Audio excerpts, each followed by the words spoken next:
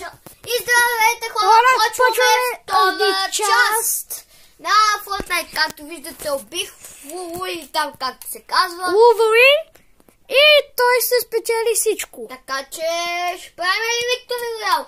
Тук не знаем точно, не знаем ние двамата колко видеоклипчета ще отнеме да направим Victory Royale, но вие чухте това? Зоната...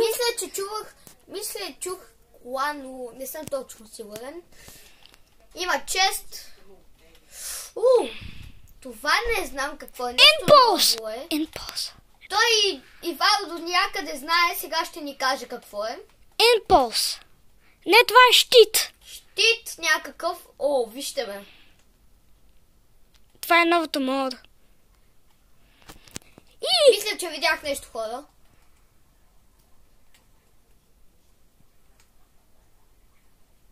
Мисля, че оцелих някой. Нещо има там. Не. Мисля, че виждам някой. Така.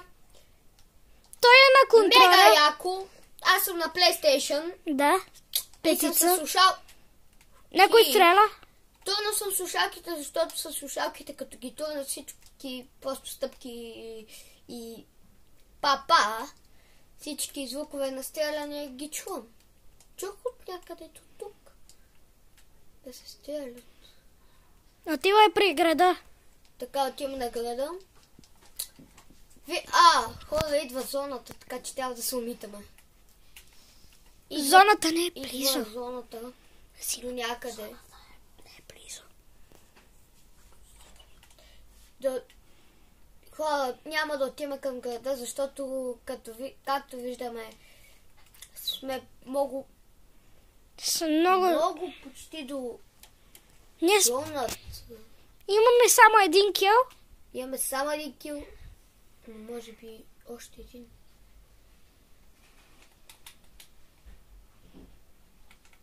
Той е много добър от Fortnite. Трябва да бягаме, защото и зоната идва.